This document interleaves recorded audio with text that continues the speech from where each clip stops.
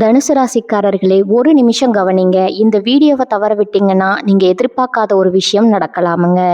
நீங்க இதை சும்மா ஒரு வீடியோன்னு நினைச்சு பார்க்காதீங்க. இது உங்க வாழ்க்கைக்கு வந்திருக்கும் ஒரு அறிவிப்புங்க. சமீப காலமா உங்க மனசுல ஒரு அழுத்தம், காரணம் தெரியாம ஒரு பயம், இரவு தூங்கும்போது கூட ஏதோ சரியில்லைன்னு ஒரு ஃபீலிங். இது எல்லாம் ஏன் தெரியுமா? உங்க வாழ்க்கையில ஒரு பெரிய மாற்றம் வரப்போகுதுங்க. ஆனா அதுக்கு முன்னாடி ஒரு சின்ன எச்சரிக்கையை கடவுள் தராரு. நீங்க இதை கவனிக்காம விட்டீங்கன்னா ஒரு வாய்ப்பு கைவிடப்படலாமுங்க, அல்லது ஒரு உறவு, ஒரு பண விஷயம் உங்க கையில இருந்தே நழுவி போகலாமுங்க. ஆனா பயப்படாதீங்க, இதுக்கு ஒரு வழி இருக்குது, இன்னும் நேரம் இருக்குதுங்க.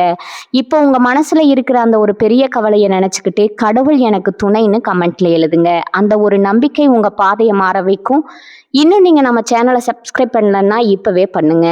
ஏன்னா இந்த மாதிரி எச்சரிக்கைகள் எல்லாம் எல்லாருக்கும் கிடைக்காதுங்க. வாங்க உங்க வாழ்க்கையை மாற்றக்கூடிய அந்த ரகசியத்தை இப்பவே தெரிஞ்சுக்கலாமுங்க. 12 ராசிகள்ல மிகவும் நேர்மையான தர்ம சிந்தனை கொண்ட ராசி எதுன்னு கேட்டா அது தனுசு ராசி தாங்க. ஆனா இந்த பிறவியில நீங்க ஏன் இப்படி இருக்கிறீங்கன்னு என்றாவது யோசித்திருக்கிறீர்களா? உங்க குணங்கள், உங்கள் அறிவுத்திறன், சில நேரங்கள்ல உங்களுக்குள்ள எழும் விவரிக்க முடியாத ஞானம், இவை அனைத்தும் உங்கள் முற்பிறவியோடு தொடர்புடையவைங்க. அகத்தியர் முனிவர் அருளிய நாடி ஜோதிட சாஸ்திரங்களின்படி தனுசு ராசியில பிறந்த நீங்க முற்பிறவியில ஞானிகளா அல்லது அறிஞர்களா என்பதை இந்த வீடியோல விரிவா பார்க்க போறோம்ங்க. தனுசு ராசி என்பது காலபுருஷ தத்துவத்தின் 9வது ராசிங்க. நவகிரகங்களின் குருன்னு போற்றப்படக்கூடிய தேவர் குருவான பிரகஸ்பதியின் முழுமையான ஆதிக்கத்தை பெற்ற ஒரு உன்னதமான ராசி இதுங்க. பொதுவாகவே நெருப்பு தத்துவத்தை கொண்ட ராசிகள் வீரம் மிக்கவையா கருதப்படும். ஆனா தனுசு ராசி என்பது வெறும் ஆக்ரோஷமான நெருப்பு அல்லங்க, அது ஒரு யாக குண்டத்துல எரியும் புனிதமான நெருப்பை போன்றதுங்க. வில்லேந்திய ஒரு வீரனை அடையாளமா கொண்டிருந்தாலும் அந்த வீர நீதம் அம்பானதுல கீகமான வெற்றிகளை தாண்டி ஆன்மீக இலக்குகளையும் பேரறிவையும் நோக்கியே பாயுதுங்க. தனுசு ராசியில பிறந்தவர்களின் ஆள் மனதுல எப்போதும் ஒரு தேடல் இருந்து கொண்டே இருக்குமுங்க. இந்த தேடல் என்பது சாதாரணமான பொருள் சார்ந்த தேடல் அல்லங்க. நான் யாரு, இந்த உலகிற்கும் நமக்கும் என்ன தொடர்பு, வாழ்க்கையில உண்மையான நோக்கம் என்ன என்பதை பற்றிய ஒரு தத்துவமான தேடலாகுமுங்க. இவர்களது உண்மையான பலம் இவர்களது உடல் வலிமையோ அல்லது அதிகாரமோ அல்லங்க, இவர்களுக்குள்ள இயற்கையாகவே அமைந்திருக்கக்கூடிய அந்த பேரறிவு தாங்க. குருவின் அம்சம் கொண்டவர்கள் என்பதால பிறப்பிலேயே ஒரு முதிர்ச்சியும் எதையும் எளிதில் கிரகிக்கக்கூடிய நுண்ணறிவும் இவர்களிடம் குடிகொண்டிருக்குமுங்க. முற்பிறவியின் கர்ம வினைக்கும் தனுசு ராசிக்கும் மிக நெருங்கிய தொடர்பு இருக்குதுங்க. ஒரு ஆன்மா பல பிறவிகள்ல சேர்த்த புண்ணிய பலன்களின் விளைவாகவே குருவின் ஆதிக்கம் பெற்ற இந்த தனுசு ராசியில வந்து பிறக்கிறதுங்க. ஜோதிட ரீதியா 9ஆம் இடம் என்பது பாக்கியஸ்தானம்னு அழைக்கப்படுதுங்க. தனுசு ராசி கால புருஷனுக்கு 9ஆம் இடமாக வருவதால இவர்கள் முற்பிறவியில செய்த தான தர்மங்களும் தெய்வ வழிபாடுகளும் இவர்களுக்கு இந்த பிறவியில ஒரு கவசமா அமைதுங்க. முற்பிறவியிலிருந்து இவர்கள் சுமந்து வரும் அந்த மிகப்பெரிய சக்தி என்பது இவர்களது உள்ளுணர்வு ஆகுமுங்க. யாரையும் சாராம, எதற்கும் அஞ்சாம உண்மையை மட்டுமே பேச வேண்டும்ங்கிற துடிச்சல் இவர்களுக்கு முற்பிறவியின் கர்மாவால கிடைக்குதுங்க. தனுசு ராசியின் ஒரு செயலை செய்கிறார்கள்னா அதுல ஒரு நியாயம் இருக்க வேண்டும்னு விரும்புவாங்கங்க. முன்பிறவியில இவர்கள் ஒரு வேளை ஒரு உயர்ந்த பதவியில இருந்திருக்கலாம், அல்லது ஒரு குருகுலத்தை வழிநடத்தும் ஆசானா இருந்திருக்கலாம். அந்த பிறவியில இவர்களிடம் பாடம் கற்ற மாணவர்களின் ஆசையும் இவர்கள் செய்த அர்ப்பணிப்புகளின் நற்பலனும் இந்த பிறவியில இவர்கள் அறியாமலேயே பாதுகாக்குங்க. இவர்களது பேச்சுல ஒரு வசீகரம் இருக்கும், அதே சமயம் அந்த பேச்சுல மற்றவர்களை நல்வழிப்படுத்தும் ஒரு அதிகாரமும் இருக்குமுங்க. இதுவே தனுசு ராசிக்காரர்களுக்கு முற்பிறவியில இருந்து தொடரும் ஒரு மிகப்பெரிய சக்தி ஆகுமுங்க. எத்தனை துன்பங்கள் வந்தாலும், எந்த ஒரு இக்கட்டான சூழலும் இவர்கள் சோர்ந்து போவதில்லை. ஏனென்னா இவர்களுக்கு பின்னால முற்பிறவியின் புண்ணிய கணக்கு ஒரு மாபெரும் சக்தியாக இயங்கு கொண்டிருக்குதுங்க. இந்த பிறவியில இவர்கள் அடையும் ஒவ்வொரு வெற்றியும் இவர்களது கடின உழைப்பை தாண்டி இவர்களது முன்னோர்களின் ஆசியாலும் பூர்வ புண்ணிய பலத்தாலுமே அமையுதுங்க. தனுசு ராசியினர் இந்த பூமியில பிறந்ததன் நோக்கம் வெறும் வாழ்வதற்காக மட்டுமல்லங்க, ஒரு மிகப்பெரிய தர்மத்தை நிலைநாட்டுவதே ஆகுமுங்க. குருவின் அருளால இவர்கள் அடையும் ஞானம் இவர்களை சுற்றியுள்ள இருளை அகற்றி மற்றவர்களுக்கும் ஒரு வழிகாட்டியா மாற்றுதுங்க. வில்லிலிருந்து புறப்பட்ட அம்பு எப்படி இலக்கடையாம திரும்பும் போது, அதே போல தனுசு ராசியினர் லட்சியங்களும் நிச்சயம் ஒரு நாள் கர்ம வினையின் உதவியோடு கை கொடுங்க. இந்த ராசியின் தனித்துவமே இது மண்ணில் வாழ்ந்தாலும் விண்ணை பார்க்கும் உயர்வான சிந்தனையை கொண்டது தாங்க. தனுசு ராசியில பிறந்த ஒரு ஆன்மா தனது முற்பிறவியில ஒரு பேரறிஞராகவோ அல்லது கல்வி புலமை மிக்க ஒரு சான்றோராகவோ வாழ்ந்திருந்தா அந்த பிறவியின் வாசனையானது இந்த பிறவியிலும் அவர்களின் ஆழ்மனதுல நீக்கமர நிறைந்திருக்குமுங்க. இப்படிப்பட்டவர்கள் எதையும் எடுத்தோம் கவிழ்த்தோம் என்று உணர்ச்சி வசப்பட்டு செய்ய மாட்டார்கள். இவர்களின் ஒவ்வொரு சொல்லும் செயலும் ஆழ்ந்த தீர்க்க ரீதியான சிந்தனைக்கு உட்பட்டே இருக்குங்க. ஒரு விஷயத்தை மற்றவர்கள் வெறும் கண்ணால பார்ப்பாங்க என்றால், முற்பிறவியில அறிஞராக இருந்த தனுசு ராசிக்காரர்கள் அதை தனது அறிவு கண்ணால ஊடுருவி பார்ப்பாங்கங்க.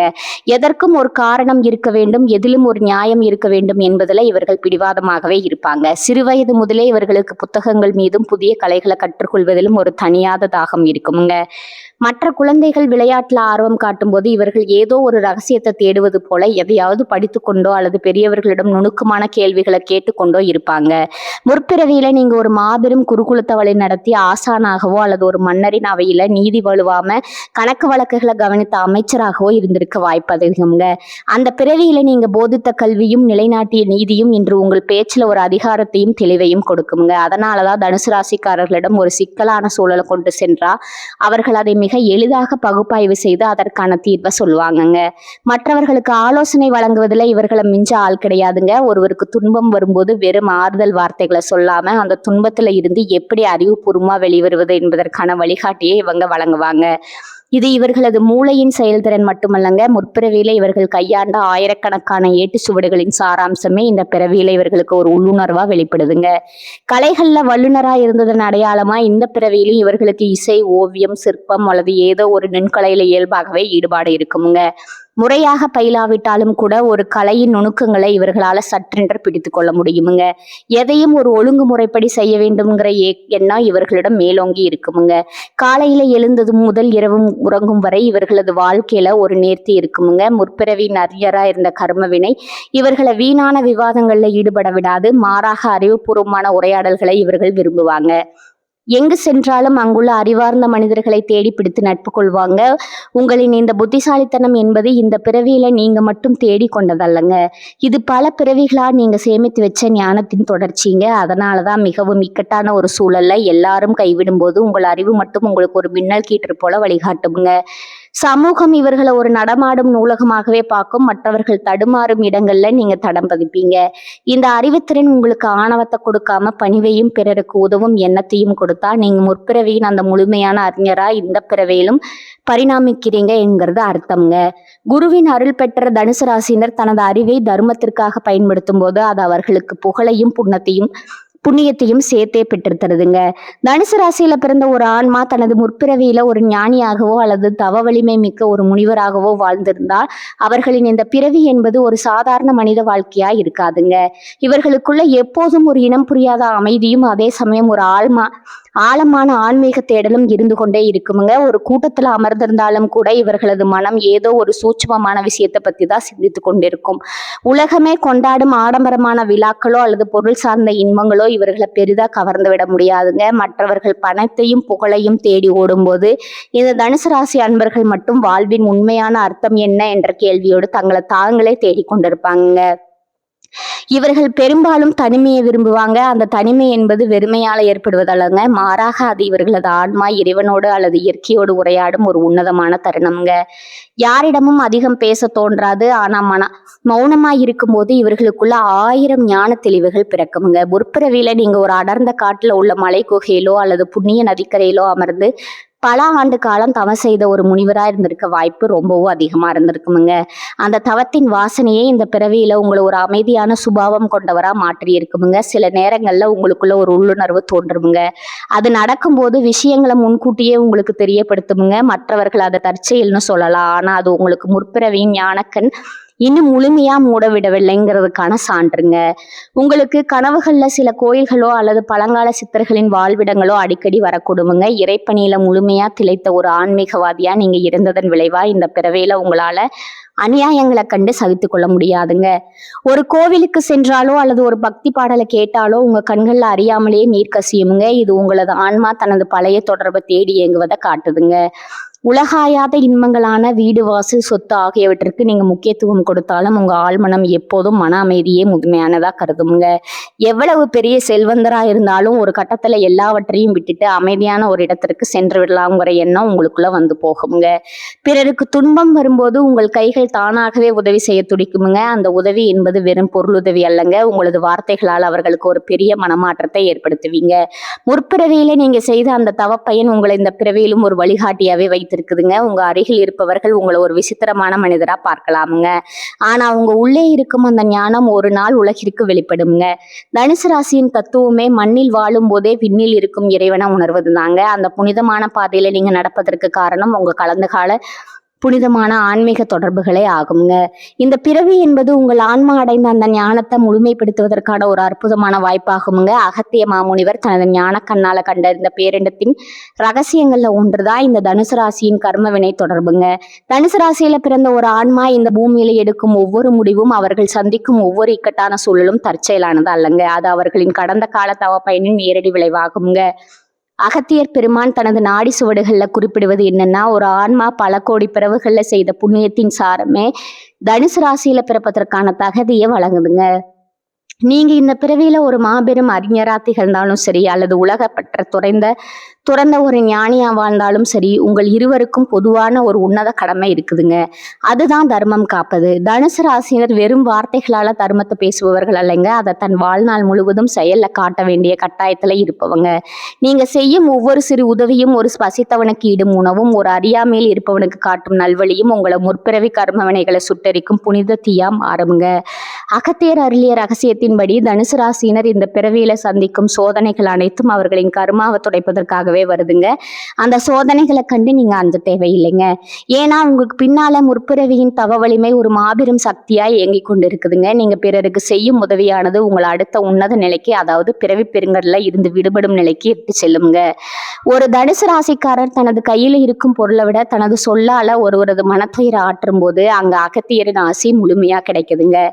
நீங்க எடுக்கும் ஒவ்வொரு முடிவிலும் ஒரு தெய்வீக தன்மை இருக்க வேண்டும். பேராசைக்கோ அல்லது சுயநலத்திற்கோ இடம் கொடுக்காம பொதுநலத்தையும் நீதியிலையும் நிலைநாட்ட முற்படுத்தும் போது உங்களது கர்ம வினைகள் மறைந்து உங்கள் ஆன்மா பேரொளியாக மாறுங்க. அகத்திய முனிவர் சொல்வது போல, காலம் என்பது ஒரு சுழற்சி. நீங்க முற்பிறவியில எதை விதித்தீர்களோ அதையே இந்த பிறவியில அறுவடை செய்றீங்க. ஆனா இந்த பிறவியில நீங்க செய்யும் தர்மங்கள் உங்கள் எதிர்கால பிறவிகளை மட்டுமல்ல, உங்களது முன்னோர்களின் ஆன்மாக்களையும் சாந்தியடை செய்யும் வல்லமை கொண்டதுங்க. தனுசு ராசியின் வில்லிலிருந்து புறப்படும் அம்பு எப்படி தர்மத்தின் பாதையில செல்ல வேண்டுமோ அப்படியே உங்க வாழ்க்கையும் அமைய வேண்டும்ங்க. இதுவே அகத்தியர் முனிவர் உங்களுக்கு உணர்த்தும் வாழ்வின் ரகசியமுங்க. உங்கள் கடமையை சரியா செய்யுங்க, பலனை பத்தி கவலைப்படாதீங்க.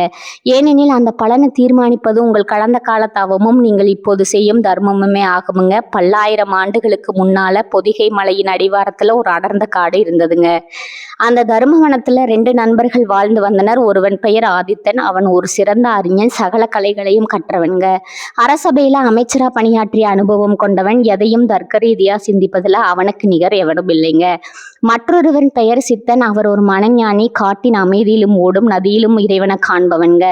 ஒரு முறை இவர்கள் இருவரும் ஒரு பழங்காலத்து சிதலம் அடைந்த சிவன் கோயிலுக்கு சென்றனருங்க. அங்க ஒரு பழைய சுவடியில தனுசு ராசியின் ரகசியம் பற்றிய சில வரிகள் இருந்துச்சு. அதை படிச்ச ஆதித்தன் தனது அறிவாற்றால அதை ஆராய தொடங்கினாங்க. சித்தனோ, இந்த பிரபஞ்சம் ஒரு கணக்கு, நாம் செய்யும் ஒவ்வொரு செயலும் ஒரு குறிப்பிட்ட விதியின்படி நடக்குது. தனுசு ராசியில பிறந்தவர்கள் ஏன் இவ்வளவு அறிவோடும் போராட்ட குணத்தோடும் இருக்கிறார்கள் தெரியுமா? அவர்கள் முற்பிறவியில தர்மத்திற்காக தங்களது அறிவை செலவிட்டாங்கன்னு தர்க்கம் பேசினாங்க. அப்போது அங்க ஒரு முதியவர் தோன்றி அவர்களிடம் ஒரு வில்லையும் ஒரு தீபத்தையும் கொடுத்தாருங்க. ஆதித்தனோ, இந்த வில்லை வைத்து உன்னால் இலக்கு அடைக்க முடியும், ஆனா அந்த இலக்கின் பயன் என்ன சித்தனே? இந்த தீபத்தை வைத்து இருள போக்க முடியும், ஆனா அந்த வெளிச்சம் எங்க சொல்ல வேண்டும்னு கேட்டாருங்க. அவர்கள் இருவரும் குழம்பினர். அந்த முதியவர் வேறு யாரும் இல்லைங்க, அகத்திய மாமுனிவர் தாங்க. அவர் புன்னகைத்து சொன்னார், தனுசு ராசியின் ரகசியமே இதுதான். ஆதித்தன் போன்ற அறிஞர்கள் முற்பிறவியில நீதியையும் சட்டத்தையும் நிலைநாட்டியவர்கள். அதனாலதான் இந்த பிறவியில அவர்களுக்கு தெளிவான அறிவும் நிர்வாகத்திறனும் இருக்குது. ஆனா சித்தன் போன்ற ஞானிகள் முற்பிறவியில தவம் செய்து இறைவனை உணர்ந்தவர்கள். அதனால்தான் அவர்களுக்கு இந்த பிறவியில உலகத்தின் மீதான பற்று குறைந்து மன அமைதியை தேடும் குணம் இருக்கிறது. அப்படியானால் நாங்கள் இருவரும் இப்போது என்ன செய்ய வேண்டும் என்று இருவரும் கேட்டனர். அகத்தினர் சொன்னார், வில்லேந்திய வீரன் போல அறிஞர்கள் நீதியை காக்க வேண்டும், கையில் தீபம் ஏந்திய ஞானி போல மற்றவர்களுக்கு நல்வழி காட்ட வேண்டும். தனுசு ராசியில பிறந்தவர்கள் வெறும் மனிதர்கள் அல்ல, அவர்கள் கடந்த கால தவத்தின் மிச்சங்கள். நீங்கள் செய்யும் ஒவ்வொரு தர்மமும் உங்கள் கர்ம வினையை எரிக்கும். இந்த பிறவியில நீங்க சந்திக்கும் வழிகள் அனைத்தும் உங்கள் ஆன்மாவை தூய்மைப்படுத்தவே வருது. அறிஞனாக இருந்தாலும் ஞானியாக இருந்தாலும் உங்கள் லட்சியம் ஒன்றாகவே இருக்கட்டும், அதுதான் பிறருக்கு உதவுதல். திடீரென்று அகத்தியர் மறைந்தார். ஆதித்தனும் சித்தனும் ஒருவரை ஒருவர் பார்த்து கொண்டனர். அவர்களுக்கு புரிந்தது, ஒருவன் அறிவால் உலகை மாற்ற பிறந்தவன், மற்றொருவன் ஞானத்தால் உலகிற்கு ஒளியூற்ற பிறந்தவன்.